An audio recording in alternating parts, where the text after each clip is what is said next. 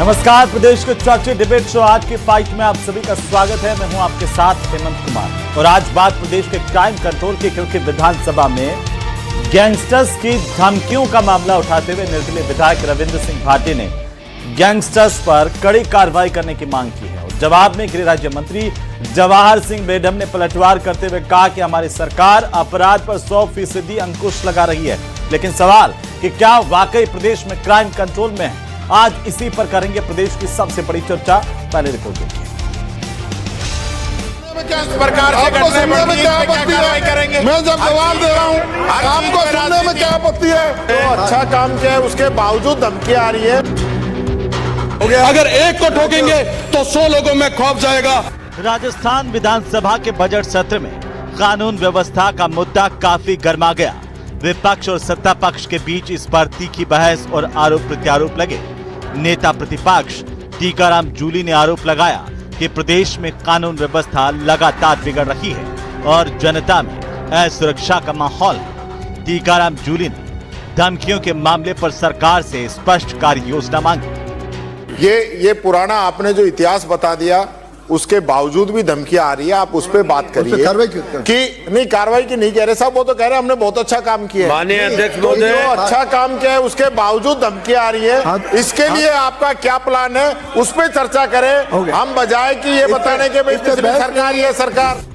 शिव से निर्दलीय विधायक रविंद्र सिंह भाटी ने कहा कि डिब्बा कॉलिंग और इंटरनेट कॉलिंग की बदौलत अच्छे व्यवसायियों और प्रतिष्ठित लोगों को धमकियां मिल रही है। भाटी ने आरोप लगाए कि पीड़ितों की पुलिस के पास जाने की हिम्मत नहीं होती है। अपराधियों के हौसले बुलंद हैं। पुलिस ने कई प्रकरण दर्ज नहीं किए हैं। परचूनी की दुकान चलाने वाले को भी धमकियां मिल रही है। आज के समय में आम व्यक्ति को अगर किसी की परचून की दुकान भी ठीक चल रही है तो उसको भी धमकियां आ रही है। माननीय अध्यक्ष महोदय, धमकी मिलने के बाद में वो तमाम लोग, वो व्यवसायी अपने दुकान पे नहीं जा सकते, अपने शोरूम पे नहीं जा सकते, अपने प्रतिष्ठान पे नहीं जा सकते, बच्चों को स्कूल नहीं भेज पा रहे हैं। तो वहीं गृह राज्य मंत्री जवाहर सिंह बेढम ने कहा है कि कांग्रेस के समय राजस्थान रेपिस्तान बन गया था। हमारी सरकार ने विदेश से भी अपराधियों को गिरफ्तार किया। इनामी अपराधियों को पकड़ा जा रहा है। सरकार ने कानून व्यवस्था को दुरुस्त किया। बेढम ने कहा कि बीजेपी सरकार और कांग्रेस की कार्यशैली में अंतर है। बीजेपी सरकार में अगर अपराध होता है तो तुरंत अपराधियों पर कार्रवाई होती है। पिछली सरकार के दौरान जो जंगल राज था, हर दूसरे दिन व्यापारियों को धमकाना और अपहरण की घटनाएं और फायरिंग की घटनाएं होती थी। उन पर अंकुश लगाए, उन पर हमने अंकुश लगाने की पूरी कोशिश की है।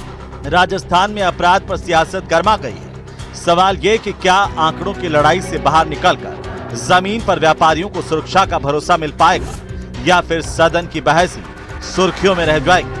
आज 8 की फाइट में प्रदेश की सबसे बड़ी चर्चा इसी मुद्दे पर करेंगे।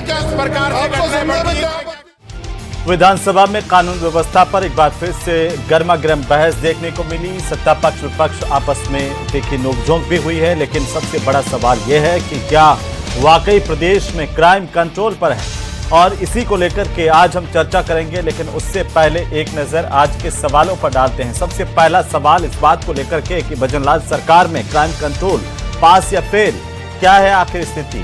क्योंकि सरकार कह रही है कि हम हर तरह के माफिया पर, बदमाशों पर अंकुश लगा रहे हैं। प्रदेश में जो क्राइम का ग्राफ है, अपराधों का ग्राफ है, उसमें कमी आई है, अपराधों में कमी आई है। लेकिन सच्चाई क्या है? सवाल नंबर 2 कि धमकी का खेल कैसे होगा फेल? बार बार धमकी, हर जगह धमकी। रविंद्र सिंह भाटी कह रहे हैं कि परचूनी की दुकान भी अगर किसी की ठीक तरीके से चल रही है तो उसको भी धमकी मिल रही है कि पैसे दे दो वरना मार देंगे।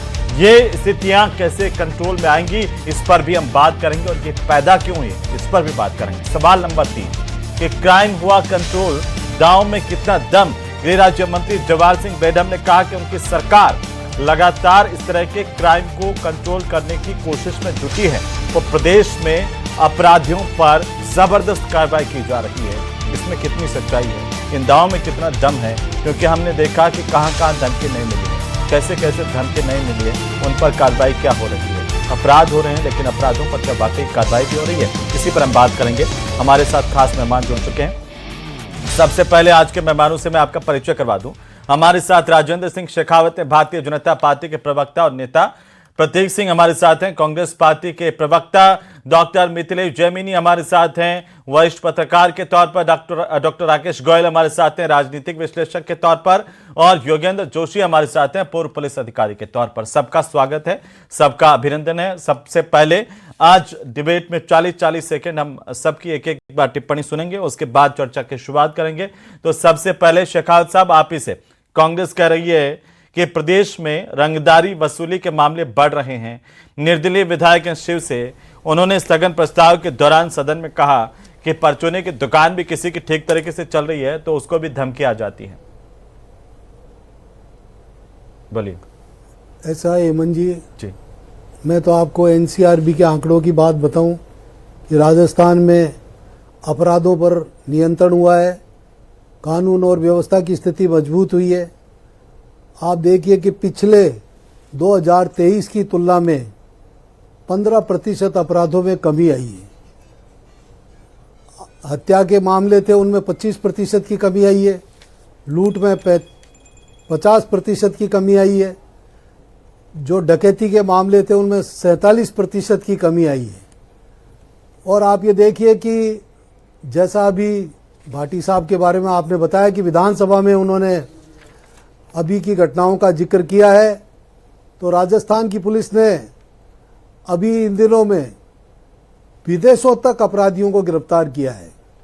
और अब ऐसी किसी भी घटना के मामले में राजस्थान पुलिस की तरफ से कोई कमजोरी नहीं है और अपराधों पर पूरी तरह से नियंत्रण किया जा रहा है। मैं समझता हूं कि इस बार जो पुलिस का मनोबल जितना बढ़ा हुआ है, उसी से आप अपराधों का गिरता हुआ ग्राफ देख सकते हैं।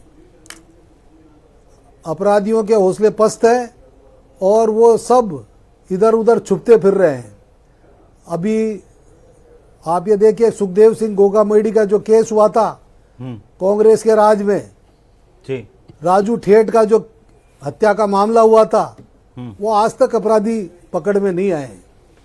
मैं समझता हूं कि राजस्थान की पुलिस अब जिस हिसाब से काम कर रही है, ये जो भी अपराधी इन्होंने अभी वर्तमान में जो रुलानिया के हत्या का मामला किया है, वो सब पकड़ में आएंगे। जी, तो ये पकड़ में नहीं आई, ये आपकी उपलब्धि है या फिर कमी है? मैं समझा नहीं थोड़ा। नहीं, ये पकड़ में आए, आपके अपराधों में तो कमी है ही नहीं। आपने कहा राजू ठेठ वाले अपराधी जो पकड़ में नहीं आए। नहीं, आदित्य राजू ठेठ का मामला तो कांग्रेस के राज में हुआ है। सुखदेव गोगामेडी का केस आप इतने सीनियर है शेखावत साहब, किसी के राज में हो 2 साल तो आपके माथे पे आ गया ना कि भाई अपराधी आप कह रहे हैं छुपते फिर रहे हैं, कर रहे हैं, कार्रवाई कर रहे हैं, पकड़ में कितने आ रहे हैं?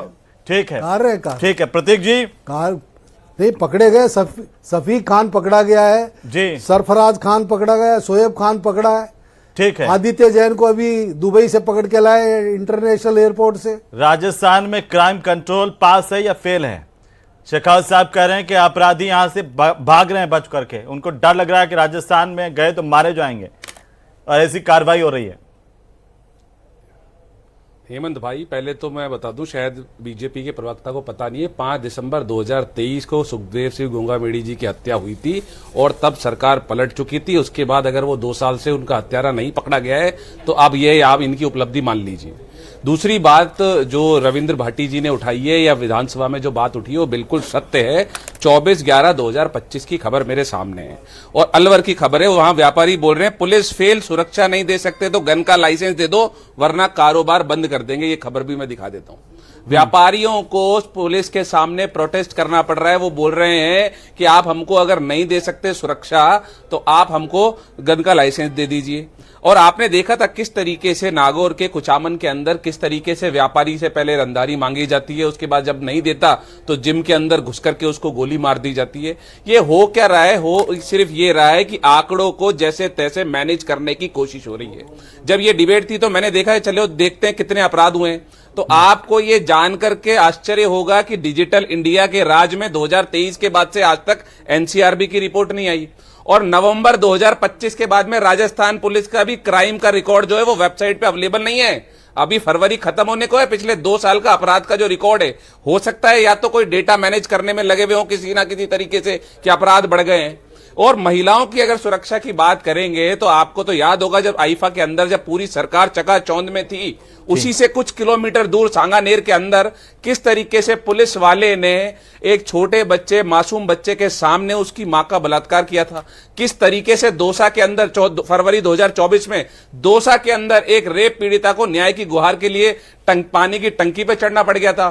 फिर फरवरी 2025 के अंदर उस दूसरी न्याय पीड़िता को वापस से पानी की टंकी पर चढ़ना पड़ गया था, वही रेप पीड़िता को। और वुमन एट्रोसिटी के तो इतने सारे मामले, मेरे सामने एक खबर और है, राजस्थान से हर दिन 93 लोग गायब हो रहे हैं, जिसमें से 76% महिलाएं हैं।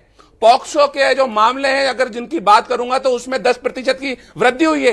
पता नहीं कौन सी पीठ थपथपा रहे हैं। और पुलिस के हाल ये है, पुलिस के मैं बताऊंगा तो हर दिन तो पुलिस पिटती है, हर दिन कहीं पे कुछ भी हो जाता है वहां पुलिस जाती है। भरतपुर की बात कर लीजिए, जयपुर की बात कर लीजिए, गंगानगर की बात कर लीजिए, हनुमानगढ़ की बात कर लीजिए, वहां पुलिस के सर फोड़े जाते हैं और होता क्या है, कुछ भी नहीं। तो ये कौन सी पुलिस चला रहे हैं मुझे तो समझ में नहीं आ रहा। और तथ्य अगर इनके पास नहीं है तो मैं दे दूंगा। शेखावत साहब एक छोटी शेखावत साहब जवाब दे रहे हैं शेखावत जी, उसके बाद आगे बढ़ता हूं। चलो जी। ऐसा है, इन्होंने कहा है कि दुष्कर्म के मामलों की बढ़ोतरी हुई है। मैं ये कहता हूं कि 39% मामले 2023 की तुलना में 2025 में कम हुए हैं। तो आप तो अपराधों का हेमंत भाई, इनके पास डेटा नहीं है, मेरे पास तो डेटा है। मैं लेके आया हूं, ये डेटा है। दिखाइए, मैं डेटा की बात कर रहा हूं, मेरे पास भी डेटा है। दिखाइए, ये रहा डेटा, दिखाइए तो मैं दिखा रहा हूं, मैं भी डेटा दिखा रहा हूं आपके सामने। बिना डेटा के मैं भी बात नहीं कर रहा हूं। देखिए आपको मैं तो केस बताता हूं, केस बताऊं, हवाबाजियां कर रहे हो, केस बता देता हूं। अब चुप कराइए, देखिए केस बता देता हूं। आंकड़ों से होती है। 2003 के अंदर सर, और आप केवल हवाबाजी कर रहे हो। हाँ, आंकड़े बता, हवाबाजी से थोड़ी होगी। आंकड़े बता देता हूं, अभी इन्होंने बताया नहीं, मैं बताता हूं। ठीक है, ठीक मैं बता रहा हूं आंकड़े। हेमंत भाई अब चांद कराइए, 10 सेकंड लूंगा। हाँ बोलिए, 10 सेकंड लूंगा, मैं आंकड़े बता देता हूं। 2023 नवंबर 2023 तक पॉक्सो के जो मामले टोटल जो हुए थे वो दर्ज वो होते 508, और नवंबर 2025 तक पूरे साल में जो दर्ज हुए हैं वो 1269 हैं। कैसे बोल रहे हैं आप बताइए? चलिए, अगर मैं झूठ बोल रहा हूं तो ये चैलेंज दे रहा हूं। राजस्थान पुलिस की वेबसाइट खोल लीजिए, अभी जो नवंबर तक का आंकड़ा है वहां पे वो देख के बता रहा हूं। हमारे साथ में जोशी साहब, ये बताइए पढ़ के कर रहे हैं क्या वाकई राजस्थान में राजस्थान पुलिस की वेबसाइट चैलेंज दे रहा हूं। बोलिए ना, इतने तो गैंगस्टर्स भी नहीं हो रहे हैं जी। रुक जाइए, आराम से। हम गैंगस्टर थोड़ी हैं, आम जनता है, हम तो उत्तेजित होंगे ही, उसके अलावा कर क्या सकते हैं? बताइए आपका सोर्स। मैं तो राजस्थान पुलिस की वेबसाइट बता रहा हूँ, सोर्स बताइए। अब यही तो प्रदेश छोड़ के भाग रहे, इसी वजह से अपराधी मजे ले रहे हैं जी। ये दोनों आपस में लड़ते रहते हैं और अपराधी लेते हैं मजे। वो देखते हैं कि यार ये बढ़िया काम है। अब आप देखो, नई चीज समझ में आई ये बात कि जिस पार्टी का शासन है, अपराधी उसी पार्टी के समय में पकड़े जाएंगे। दूसरी पार्टी का शासन आएगा तो वो अपराधी नहीं पकड़ा जाएगा। ये आप कान खोल के सुन लो, ये नया काम हो गया चालू। अब मैं आपको बताता हूं, लाडनू विधायक, आप देखिए रतनगढ़ विधायक, और एक विधायक है राजकुमार जी, उनका भांजा सुनील को इन गैंगस्टरों ने जान से मारने की धमकी दी। बताओ, अभी ये हालत है।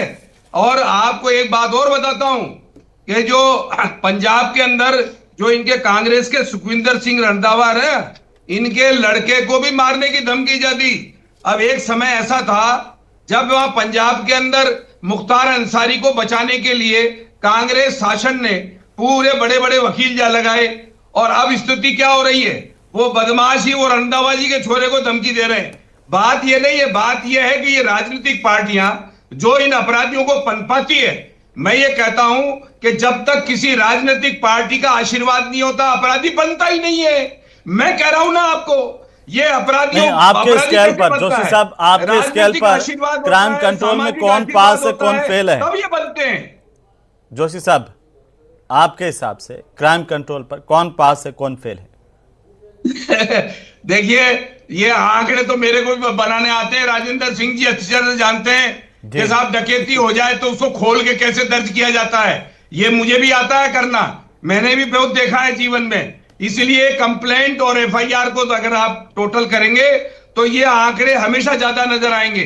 लेकिन 7 साल से कम के अपराधों में जब राजीनामा हो जाता है, थाने तक वो चीज बात पहुंचती नहीं है, पहले कंप्लेंट दर्ज होती है। एफआईआर तो बहुत मुश्किल से दर्ज होने लगी है। इन्होंने बहुत अच्छा तमाशा किया है। ये जो 3 नए कानून बनाए ना, ये भारतीय नागरिकों के साथ तमाशा है। ये कानून नहीं है, इसके अंदर सजा नहीं मिलती है। ये जिम्मेदारी, इनको अगर कानून बनाना था तो ऐसा कानून बनाते हैं कि अपराधी की जिम्मेदारी होनी चाहिए थी। अरे भाई, परिवादी की जिम्मेदारी है। अब आप देखिए, बीकानेर में 3 दिन से एक लड़की के ऊपर जो रेप और वो बलात्कार हुआ था, आज तक ये पुलिस पकड़ नहीं पाई, मौके पर देख नहीं पाई, उनको पता नहीं चला पकड़ लिया सर, पकड़ लिया क्या जो किया। हत्या के मामले ये तो में हालत आज है। पकड़ लिया है, उसमें एक्शन हुआ है और आज वो गतिरोध भी टूट गया है। मुलजिम पकड़ा जी गया है। जयमिनी साहब, हाँ हाँ, जयमिनी साहब, क्या स्थिति कैसे देख पा रहे हैं? सिर्फ ये हवाबाजी आंकड़ों की या वाकई धरातल पर आपको लगता है कि क्राइम कंट्रोल में है? देखिए, पोक्सो के मामले में तो प्रतीक सिंह जी सही है, इसलिए ये तो हवाबाजी नहीं है। पोक्सो के आंकड़े बड़े हैं जी, पोक्सो के मुकदमे बड़े हैं, इसलिए इसमें तो हवाबाजी नहीं है। दूसरी जो इंपॉर्टेंट चीज है कि और करप्शन दोनों कोरिलेट है। जब तक आप दोनों को कंट्रोल नहीं करेंगे तब तक कुछ नहीं होगा। आज एक किसी जर्नलिस्ट ने मुझसे सवाल किया, बहुत संगीन सवाल किया जी, कि राजस्थान की सरकार कह रही है कि हम करप्शन पर 0 टॉलरेंस की रेट है, विधानसभा का सत्र जाने वाला, 3 विधायकों को स्टिंग ऑपरेशन में पकड़ा और उनकी सदाचार जो समिति है उसकी रिपोर्ट आज तक नहीं आ रही क्योंकि सब मिले हुए हैं। तो ये कहीं न कहीं पब्लिक में ये मैसेज नहीं जाना चाहिए। ये बहुत इंपॉर्टेंट है कि करप्शन को रोकने के लिए क्राइम को रोकना जरूरी है। दूसरा, जो धमकी देने का मामला है वो तेजी से बढ़ा। हाई कोर्ट में आए दिन धमकियां, स्कूलों में आए दिन धमकियां, इंटरनेट, और जो एक शिव सिंह जो भाटी ने एक बहुत बड़ा, रविंद्र भाटी ने शिव से जो विधायक बहुत बड़ा इश्यू उठाया कि अगर किसी को धमकी मिलती है और उसके घर के बाहर 2 पुलिस वाले खड़े हैं तो गैंगस्टर फोन करके कहते हैं कि 2 पुलिस वाले तेरे को नहीं बचा पाएंगे। इसका मतलब जो लोकल गैंग है उसकी गैंग जो बैकबोन नहीं तोड़ पाई अभी राजस्थान पुलिस। दूसरा, उन्होंने एक इंपॉर्टेंट सवाल पर उठाया कि महाराष्ट्र, यूपी और उनकी तर्ज पर आपको गैंगस्टर को ठोकना होगा। ये सही है कि आप इटली से एक अपराधी को पकड़ के लाए, अमरजीत बिश्नोई को पकड़ के लाए, 50,000 के इनामी को, इसमें कोई शक शुबा नहीं है। अमेरिका से आप अमित शर्मा को पकड़ के लाए, ये आपकी उपलब्धि है, बीजेपी सरकार की, भजनलाल सरकार की ये बड़ी उपलब्धि है कि आपने अंतरराष्ट्रीय 3 अपराधियों को पकड़कर राजस्थान पुलिस में लाए। ऐसा पिछले 5 साल में नहीं हुआ था। तो इससे थोड़ा काम किया, ये अच्छा काम किया, नो डाउट अच्छा काम किया है। जवाहर सिंह बेडम ने जो कहा, कई जो इनामी अपराधी उनको पकड़ा। लेकिन ये बात भी तो सही है कि प्रदेश में मुख्यमंत्री को धमकियां मिल चुकी है। हमने देखा मुख्यमंत्री विधायकों को, विधायकों के बेटों को धमकी मिली। हाँ, हनुमान बेनीवाल को अभी धमकी मिली। आप देखिए ना, कुचामन के इलाके में का जो कांड हुआ, अभी एक नेता को 5-6 बार रोजाना धमकी मिल रही थी। देखिए, ये बहुत डराने वाला दृश्य। जिस तरीके से इंटरनेट और डिजिटल इंडिया का हम काम कर रहे हैं, वैसे ही हम कोल्ड ट्रेसिंग नहीं कर पा रहे कि कौन किसको धमकी दे रहा। जेल में बैठे हुए लोग रंगदारी कर रहे हैं, तो कहीं न कहीं जो अनएम्प्लॉयमेंट है वो भी एक रीजन है। दूसरा, जितना डिजिटल मीडिया पर जितने भी अपराधी हैं उनकी जो फेसबुक आइडिया है उनको आपको लगता है जयमिनी साहब की और कड़ी कार्रवाई करने की जरूरत है? जब तक आप कड़ी कार्रवाई के साथ साथ जब तक भैक बिन हो ही प्री, तुलसीदास जी बहुत सालों पहले लिखे गए, तो सरकार तो कह रही है अपराधी भाग गए नहीं पैदा करेंगे, जब तक योगी आदित्यनाथ का मॉडल नहीं अपनाएंगे, जब तक इन अपराधियों की प्रॉपर्टियों पर बुलडोजर नहीं चलाएंगे, एक भय होना चाहिए कि राजस्थान में अगर मैंने अपराध किया तो मेरी मौत तय है। उससे पहले भाई भतीजावाद, और जो भी योगेंद्र जोशी जी ने कहा कि जा पर कृपा राम की हुई ता पर कृपा करे सब कोई, बिना क्रिमिनल को पॉलिटिकल जो आशीर्वाद की क्राइम बन ही नहीं सकता। तो तमाम राजनेताओं के जांच करे कि उनके आने वाले जाने वालों का मैं आ रहा हूं प्रतीक जी, एक बार गोयल साहब की टिप्पणी हो जाए। गोयल साहब, कैसे देखते हैं इस पूरे मामले को कि राजस्थान में क्राइम कंट्रोल में है या अनकंट्रोल है? क्योंकि विपक्ष लगातार कह रहा है कि चारों तरफ धमकियां, गैंगस्टर्स, यही सब है।